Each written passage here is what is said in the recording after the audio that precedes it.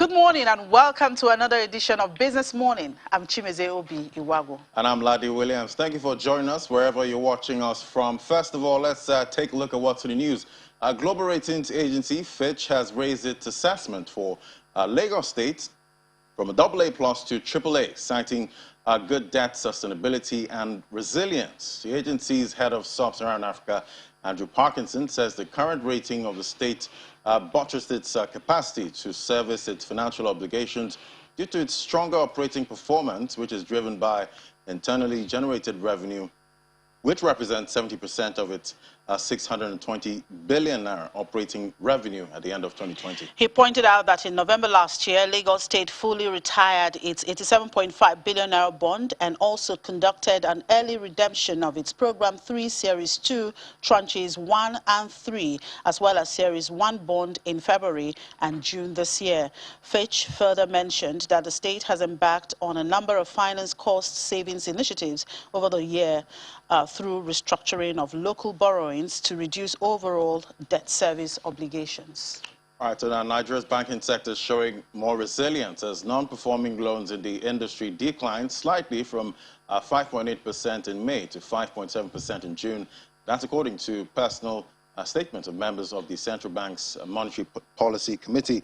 A member of the MPC, Robert Osogwa, says Nigeria's banking sector remains stable and resilient with strong liquidity and capital adequacy ratios. He hinted that the repayments and recoveries were noted in key sectors including oil and gas, manufacturing, construction and agriculture. Another member of the MPC, Fola Shonubi, mentioned that the banking remains the major channel for supporting the domestic economy with its continued resilience. Now to the oil markets. Oil prices extended gains in early morning trading, hovering near a 6-week high, and signs of another storm could affect output in Texas this week, even as the U.S. industry struggles to return production after Hurricane Ida wreaked havoc on the Gulf Coast. Brent crude rose 15 cents to $73.66 a barrel, having gained 0.8% the previous day.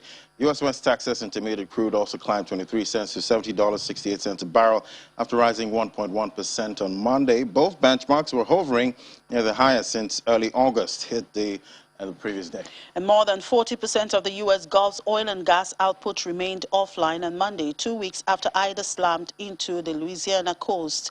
The U.S. government agreed to sell crude oil from the nation's emergency reserve to 8 companies, including ExxonMobil, Chevron, and Valero, under a scheduled auction to raise money for the federal budget. Adding to pressure, U.S. oil output from 7 major shale formations is expected to rise by about 66,000 barrels per day in October to 8.1 million barrels per day, the highest since April 2020, according to the Energy Information Administration's monthly drilling productivity report. Meanwhile, the Organization of Petroleum Exporting Countries has lowered its global oil demand forecast for the last quarter of 2021 due to rising COVID-19 Delta variant cases. According to the OPEC monthly report, oil demand is expected to average 99.7 million barrels per day, down 110,000 barrels per day from last month's forecast. At the same time, the growth forecast for 2022 was adjusted to 4.15 million barrels per day from 4.2 million barrels per day. However, the oil bloc has kept demand growth forecast for 2021 unchanged at 5.96 million barrels per day, despite the downward revision to the fourth quarter. And after the break, for an update on developments in the commodity space, we have Dumebi Yeke, research analyst with financial derivatives company. She joins us next in a moment. This is Business Morning. Keep it here with us. All right, let's look at the commodities space. We have Dumebi Yeke here with us to look into what's happening there. Good morning, Dumebi. Good to see you. Good morning. Well, I guess we have to start off this conversation from the global scene, looking at the oil prices. We've seen prices stay positive. Well, this morning we're seeing Storm Nicholas in the U.S., a new one. Yes. I'm wondering if that is going to also maybe put a dent on the current prices that we're seeing right now. This recovery we're seeing. You know, what's happening in the oil markets affected by both demand and supply. So some of the things that have happened of recent has just been with the U.S. So there was the Hurricane Ida. Now there is Storm Nicholas affecting U.S. oil production. And with that happening, that's what we're seeing prices rise, despite the fact that there's still COVID-19, there's still the Delta variant that's affecting demand. But at the end of the day, we're seeing that with the shortage of supply with the U.S., prices are rising. And although, like you mentioned earlier on, OPEC has, reduced its demand forecast based on the Delta variant cases. So there are a lot of factors, coming into play, but we still expect that with all the things that are happening with the U.S., prices will still remain, will still hover around, $70 per barrel, 72, 73. Because with that, output forecast, I thought, that news coming out would have dented the prices by now, see some kind of downward trend for the prices. To an extent, it should have, market reactions, should have shown some, negative sentiments to that. But the market doesn't care about these. Not like the market doesn't care, but, there are other factors coming into play, like with what's happening in the U.S. and the fact that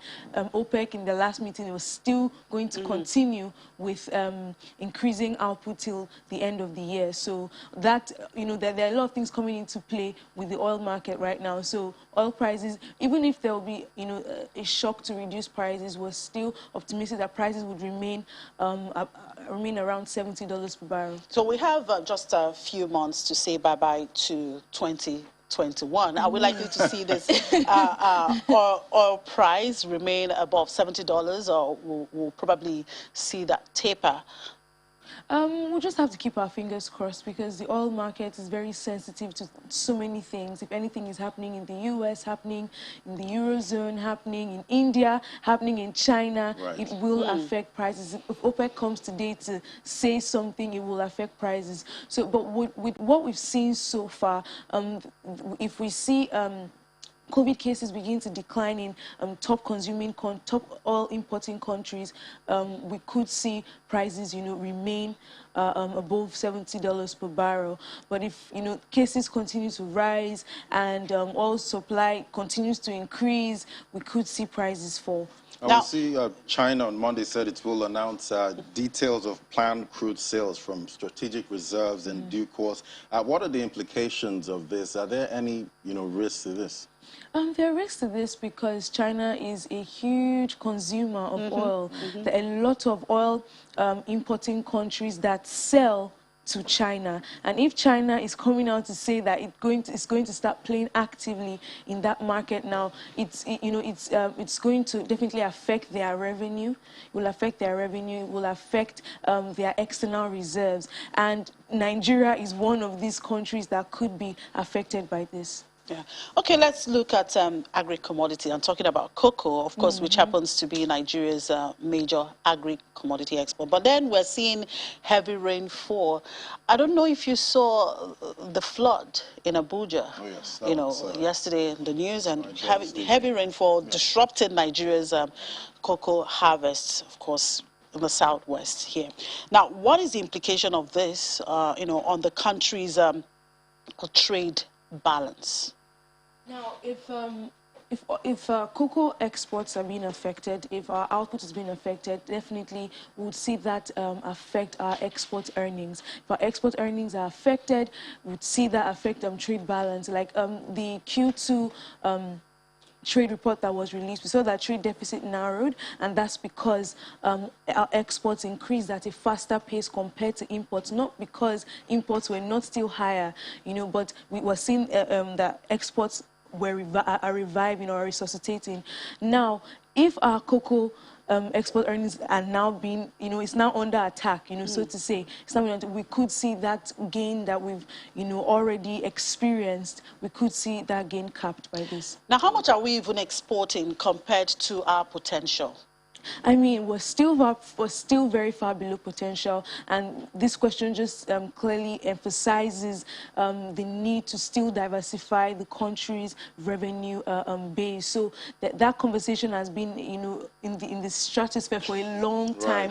And if for anything, 2020 showed us that we need to put our foot on the ground to make sure it happens, and 2021 overemphasized that point, because even if, oil revenue is our mainstay, right? Nigeria benefits from high oil prices, but we benefit a lot more from high oil production. And compared to oil prices, our oil production has not been increasing significantly. Now, if our oil production is affected, and now our cocoa exports now been affected, so there's clearly going to be a lot of negative impact on Nigeria's export earnings and trade balance. And right, of course, the naira. Of Oh, course. yes, the naira, because, Of course. we have the burning issue now is the naira. Yes, that's the talk of the town It's right lost now. value again of 549 to a dollar.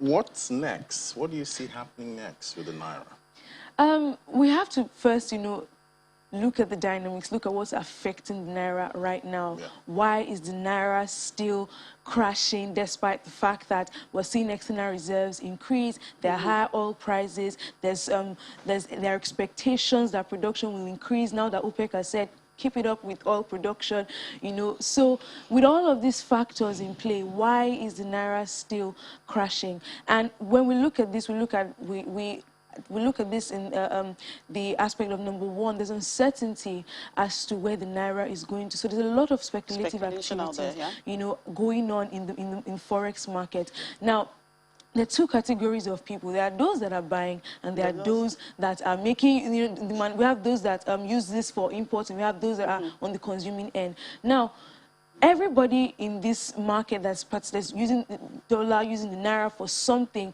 especially for import, they're affected by whatever sentiment is going on in the forex market. Now, the fact that the naira has kept depreciating, there are expectations that this is going to continue, and that is fueling a lot of speculation in the market. So imagine a manufacturer that is supposed to be preparing for the festive season, for December sales.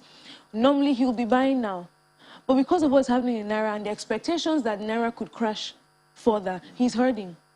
So prices are affected. Imported inflation is increasing.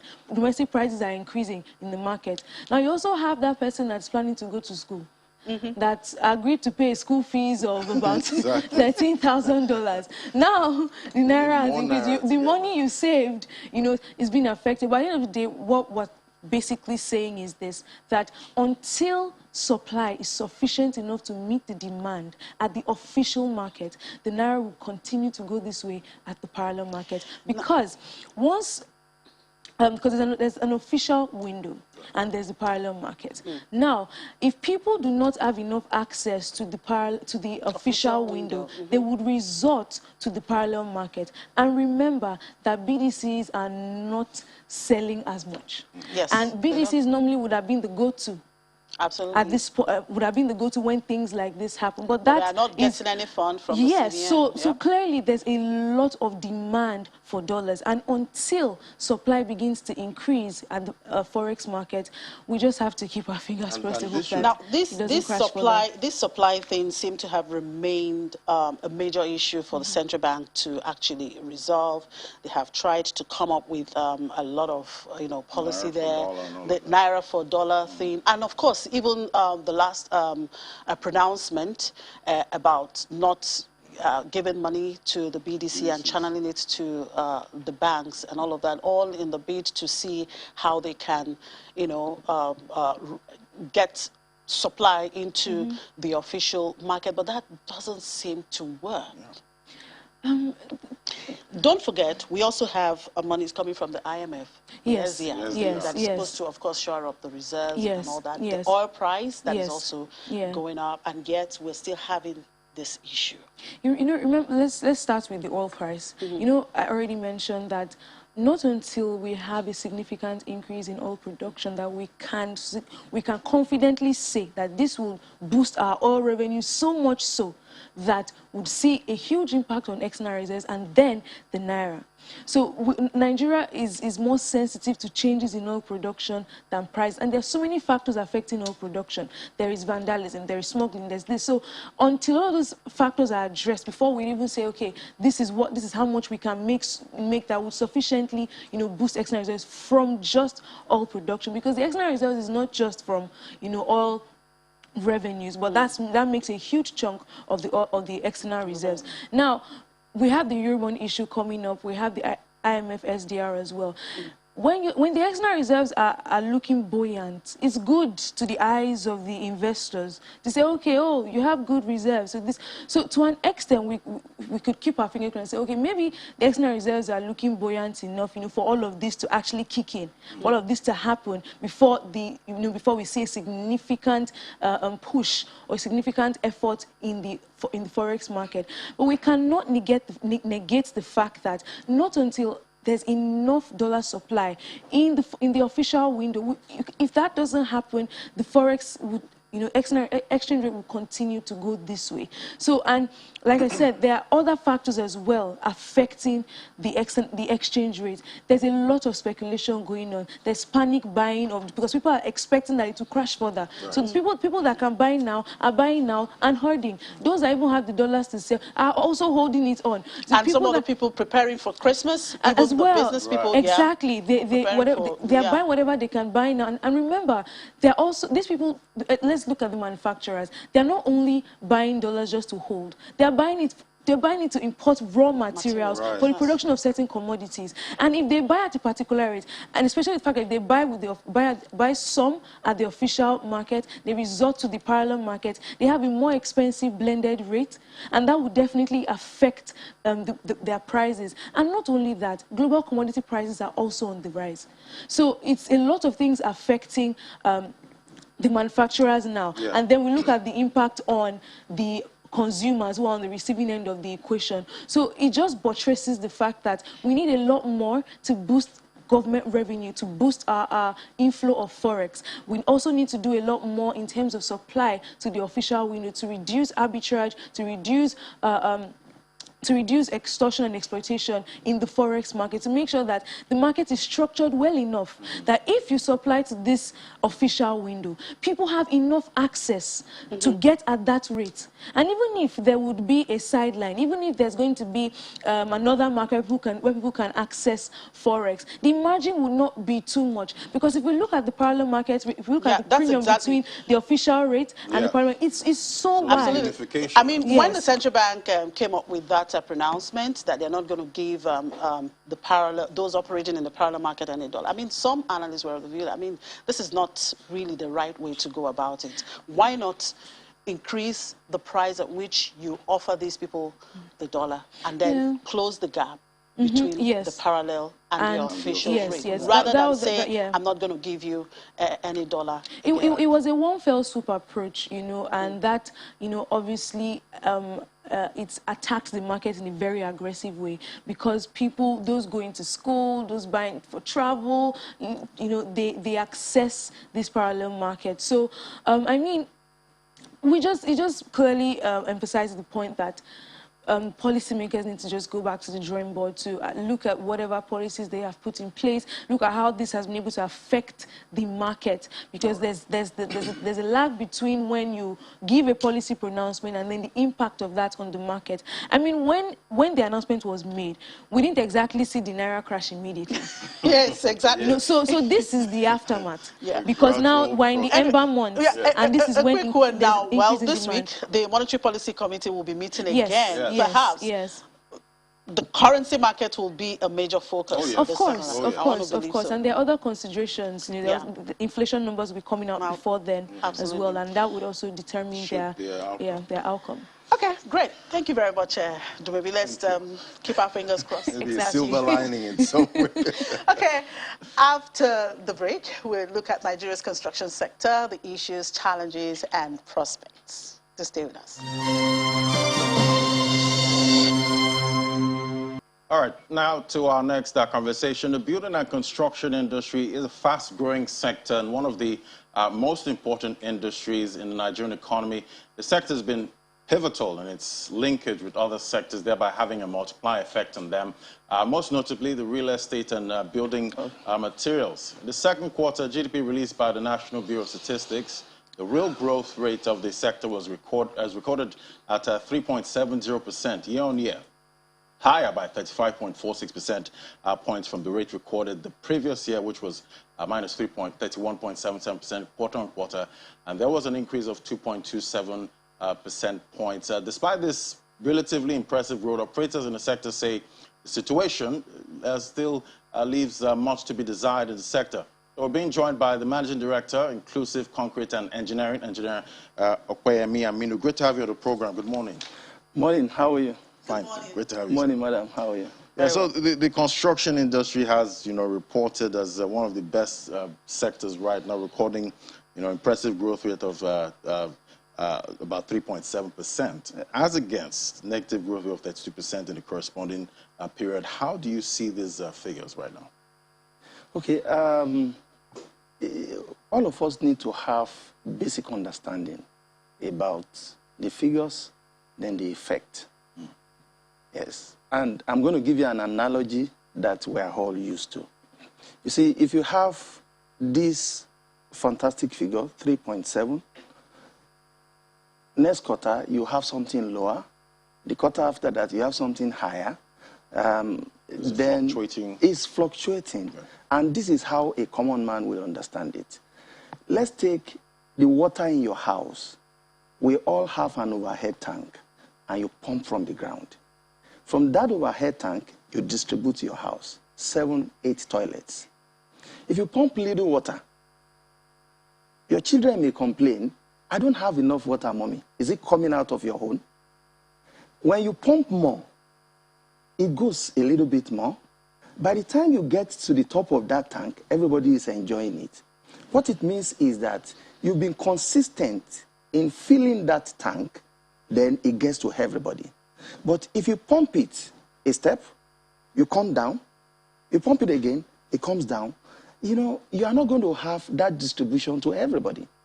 That's the way this thing works. Either with the GDP figure or with the figure we're having in construction. It's not stable. It's too wavy. And you're going to have it among the few opportune ones, while a large number of people are not feeling it. Right. But could you paint a picture of your experience in the industry? Good. For me, for us, we've been doing a bit. But again, when you look at the environment, you can judge it by yourself. We all travel. If you go to where constructions are really taking place, there are signs that a layman will see. You're going to see, sky crane all over. But look at our sky. You're going to have very few. It means that we are not doing big projects, right? Now, when you come to the middle, what is going on there is relatively small to the number of people that we have. So the effect is still not going to be that much. So that's why you see the people in industry telling you that, look, we're not feeling it. And if I'm going to speak from the perspective of a vice chairman of a construction group in LCCI, I mean, we meet ourselves, we talk to people, and the situation is still not better. It's not better. Now, we know that one of the challenges there is that sector is dominated by, foreign firms, especially for big projects. Is it that there are no strong indigenous, construction firms that would probably have the capacity to do some of the work? I mean, now we're talking about infrastructure deficit, of which we know that Nigeria has a serious infrastructure deficit, and that should actually be a boost for the sector, because when you have a lot of activities, a lot of work to do, there's road, there's housing, there's bridges, there's, but you find out that most of these works are being done by foreign firms. Where are the indigenous firms? Okay. We have consistently discussed about this issue every time we look at the construction industry. And I will always bring us back to the Chinese, and say, what have they been able to do right that we have not done? Everywhere, development is purposeful. You plan for it to achieve it. It doesn't just happen. If federal government or state government wants Nigerians to be doing all the big projects, it's not going to happen overnight. And if you leave it to them alone, it's going to take a long time. It may not happen. It has not happened for a long time. We have discussed this thing for over 10 years. It has not happened because each of the states, the country as a whole, does not have a program to migrate this spending from foreign contractors to indigenous contractors. There are no program in place. It's very simple. It's not difficult to achieve, right? We have indigenous contractors who have worked for government. We have done that for an instance, right? And a lot of people are doing that. When you do that, the fact that you do it very well does not mean that you're going to have further patronage. If a company does not have consistent patronage, it cannot grow. So what is the key issue there? Why would they prefer foreign? Is it about having the capacity? Funding is another issue because, funding, yeah. I mean, these foreign companies have got all it takes in terms of funding, but for most indigenous companies, perhaps you wait until the money is paid to you before you're able to execute, you know, the project. Are these not some of the issues, perhaps, why we have more foreigners doing the job than indigenous workers? Yeah, it's a major factor. It's a major, one, no doubt about it. It's something that we can solve. It's not completely out of our control. It's just a function of how we intend to do it. I give you an instance. Look, we have 10 indigenous companies that we're looking to develop to a big standard. What do? We have a program in place. First thing is to be sure that they can do this, they can execute this project. Then the next one is that government gives them support to build them. And we're going to target probably 5 years to make sure that this company gets to this level. When they get to that level, they can access fund either here or on international scale. That is possible. And don't forget again that the Chinese company that you have here, they are representing their country. And that country is giving them a lot of financial backing to come in here and make money, repatriate it back home. If we don't wake up to that, we think they are doing us a favor, we're making a huge mistake. In other words, the operators from the indigenous side are not getting enough support from the government. Is that what you're saying? Yes, that's what I'm saying. The support is not enough. You can check that out by asking all the governments at all levels, what program do you have for your indigenous contractors? This thing don't happen overnight. Look, if you go back to China and ask Toyota, for an instance, when they entered China, ask them how much of the shares of their company were they able to hold. They will tell you the government did not allow us to hold more than 49. Why? Because they wanted them to partner with the small companies. And those small companies have become what?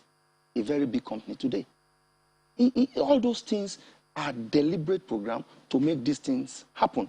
But here, you see, nobody wants to move the real mountain. I mean, the real elephant. I listen to you people talking about the shortage in FS and this and that. Look, you don't want to move the mountain. I mean, the elephant. When you are ready to move the elephant, you're going to have money. If you are not ready to move the elephant, you can't have that FX. You can't. Because patronizing, these foreign companies is actually taking money. It's taking your money out. Nigeria is far overdue for industrialization. Is far overdue for industrialization until and when we do that, that elephant is not moving. We'll keep moving around it. But what do you think the government, should be doing now, policy-wise to, make our indigenous contractors more, used in this in Nigeria? Okay, good. I would approach it in two ways. One is that, like I said, let's have a program. Lagos State has over 7,000 contractors on different fields, and you spend a lot of money on construction. You can identify if it's no more than 10 or 20 contractors who are doing very well, indigenous contractor, and you say that, look, in the next 5 years, we're going to give you consistent patronage, and these are the milestones we expect you to cover in terms of equipment, in terms of your finances, right? Now, both of you You sit down, they bring a proposal on how to get to that level that you want them to be. And you look at it together, and we monitor it to make sure that these companies, they grow very well the way we want them to grow. So when we have big job to do, we know that this 10 or 20 or 50 that we have breeded to this level can handle our job. Guess what? They will do it cheaper than what the foreign companies are doing. No, but then there's always been this complaint or issue surrounding manpower, you know, when it comes to the construction industry, because, you know, we hear stories of importation of artisans from neighboring countries. How would you react to that?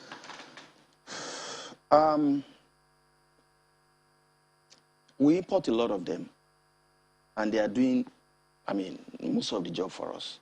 Why? Because... Are they cheaper or what? Why would you? Is it that we don't have, I mean, we're talking about job creation here. Yes. I mean, these are the areas that can actually give our youths a job. Yes. You know, so why do we have to import people from our neighboring countries to come and do the jobs that Nigerians can actually do? Fantastic. Is it that we don't have the capacity, we don't have the people? Don't they do a good job, the ones we have here?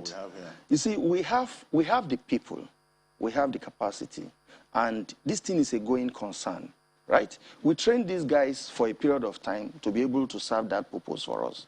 When this set is going, another set is supposed to join them, and it goes on like that. Go back to who we are as a people, Nigeria. Everybody wants to be big overnight. That has become our culture, right?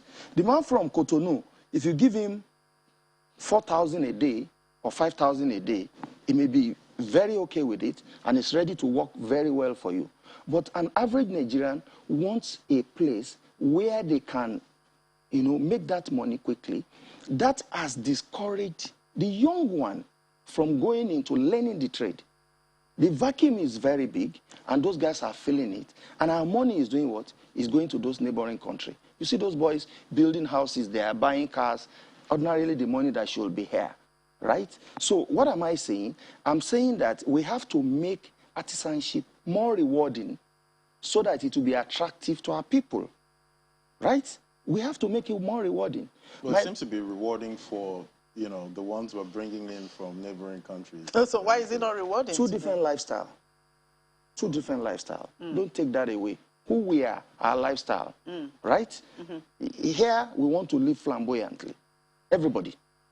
The leaders, the followers, the people down there. But those people, those Cotonous, their lifestyle is different from ours. So that little one is okay for them, and you see them working continuously, and they make money. So a quick one. Expense, now, looking at the sector you operate, any prospect for more growth, particularly coming from a year where we saw nothing happening? Right.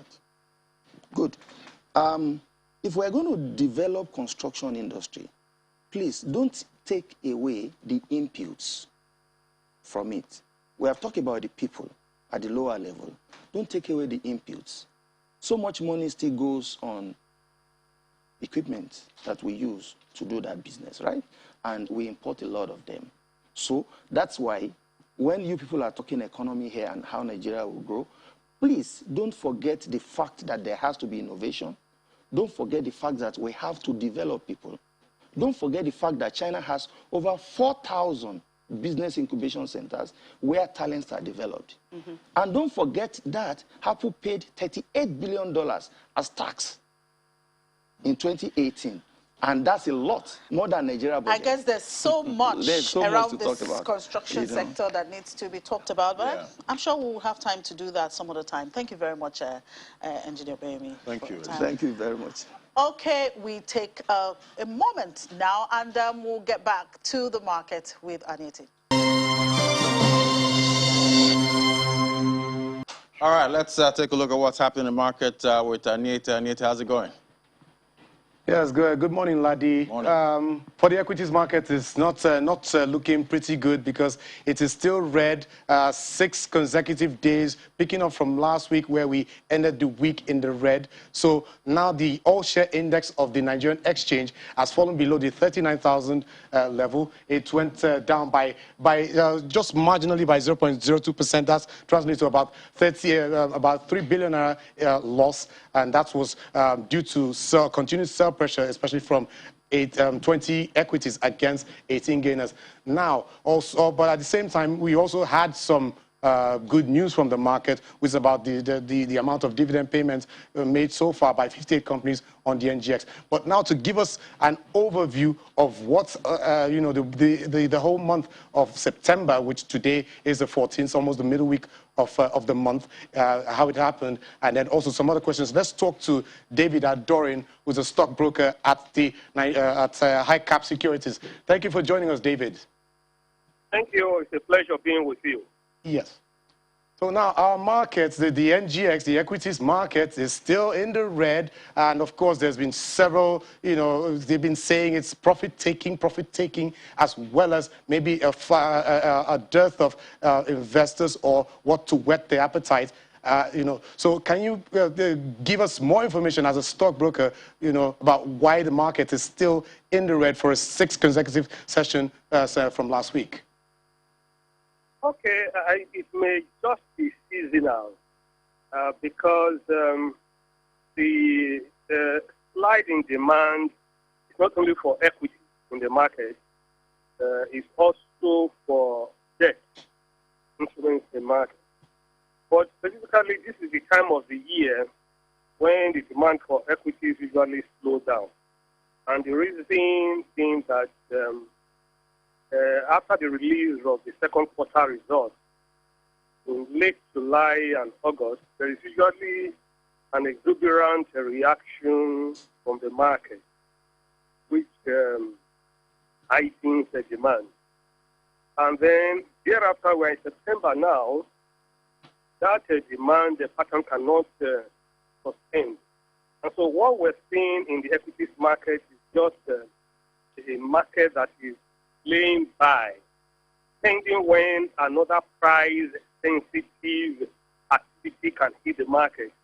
So the price-sensitive activity can come in form of perhaps the third quarter result in impressive, or perhaps there is socio-economic information that can drive change in prices in the market. So that is for equity. For debt, we have also seen that there is slowdown in demand for debt. And so the tendency is there for us to perhaps point accusing fingers at the deteriorating situation in the foreign exchange market, that financial assets may be flowing more into the foreign exchange market, considering the deterioration in that market. So yeah, those David. are possible reasons why we are seeing a slowdown in the equities market, but it appears to be seasonal and it appears to be normal. So the long-term prospect for the market, at least for this year, is bright. Okay, because the macroeconomic conditions of the country from all forecasts are likely going to improve remarkably, such that the investors will be happy to assume more risk. Hello, David. And invest more in equity. Yeah, David. Let me just interject a little bit because there's a piece of information that just came from the NGX now, and it says that more than over 700 billion naira has been paid by 58 listed companies on the NGX as dividends between January and this year. So that amount, which is just shy away from 1 billion naira for in dividend payments, is that amount strong enough, or is it encouraging to maybe allow new investors to come into the market between now and the rest of the year? And then, of course, what's your outlook for dividend payments for the rest of the year? Okay, but that dividend pay out by the listed companies on NGX in the first half of the year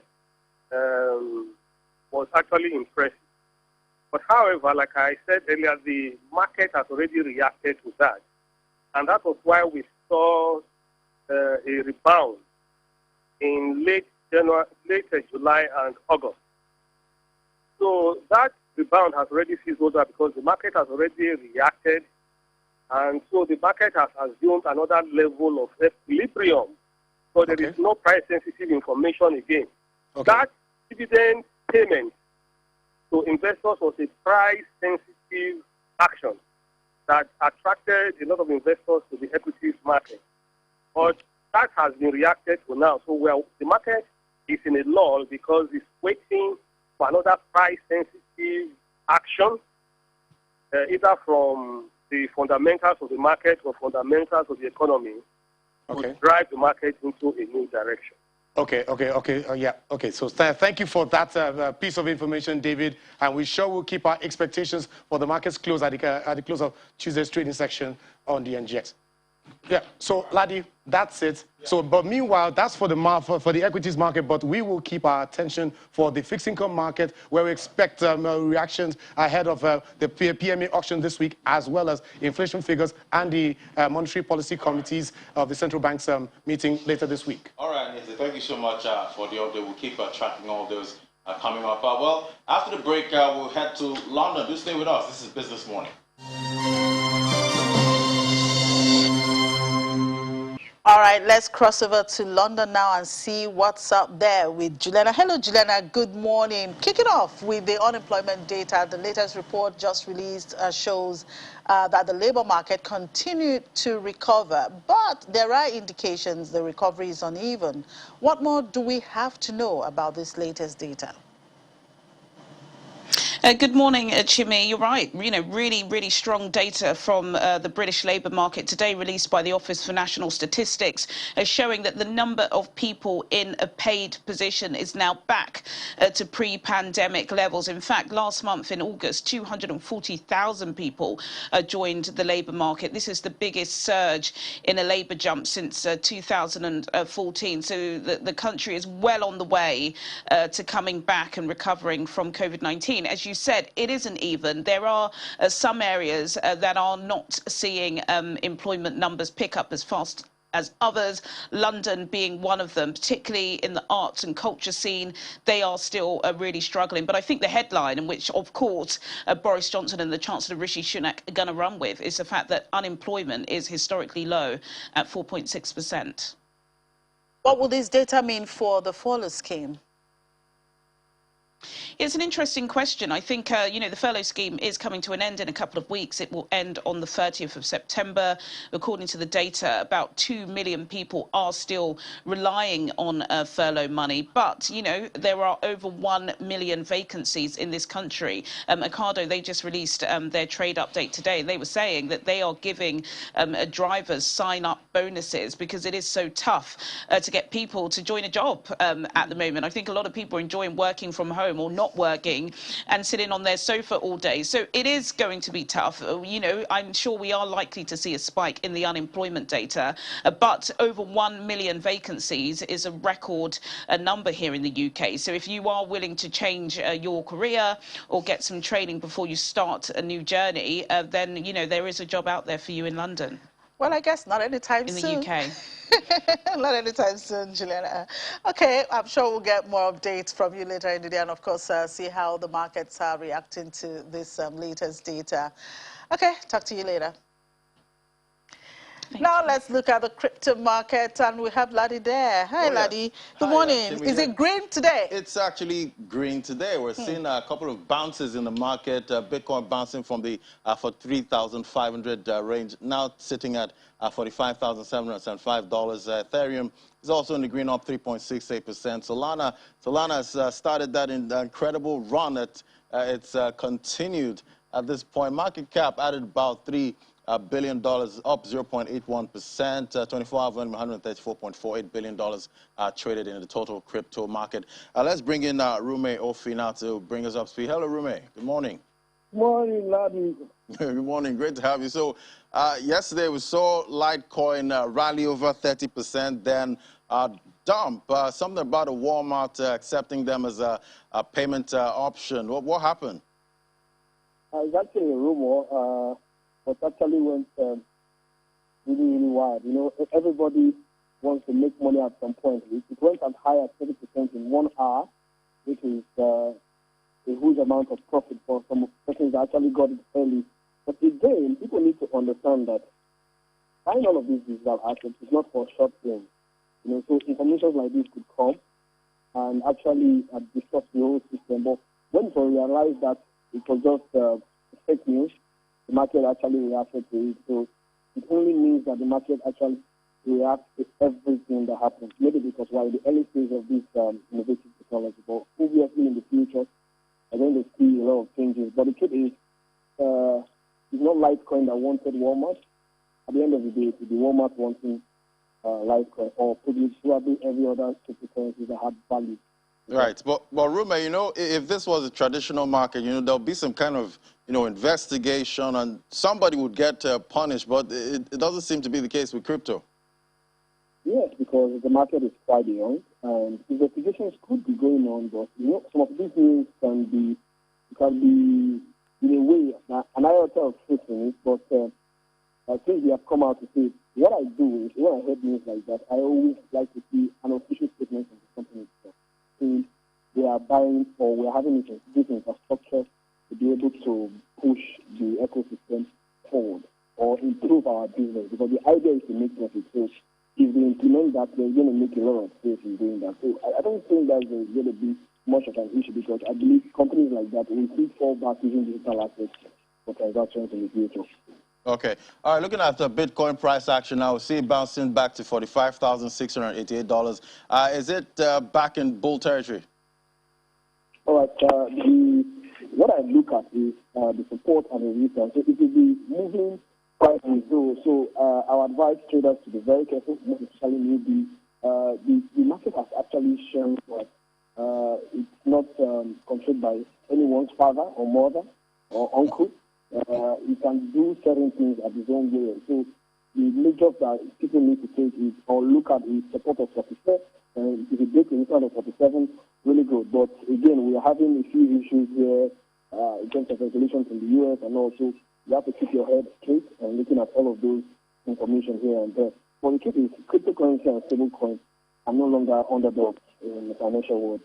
It's good for forward-thinking institutions and regulations to embrace it as soon as possible, because a lot is going on. Yeah. All right. Well, with the risk involved, you also need to be very careful. All right, roommate, thank you so much. Always good to talk to you.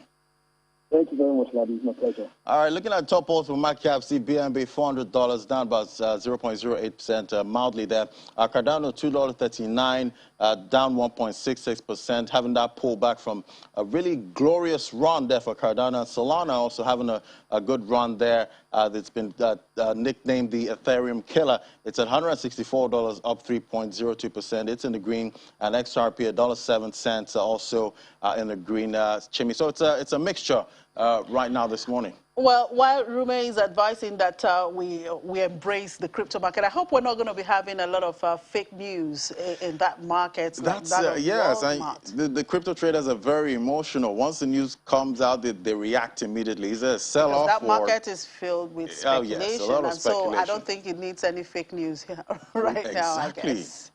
Anyway, that's it on the program. Thank you for watching. I'm Chimeze Obi Iwago. And I'm Ladi Williams. Remember to join us at Business Incorporated, 1:30 p.m. for more news in the business world. Do stay with us. This is Channel Television. Thank you for watching.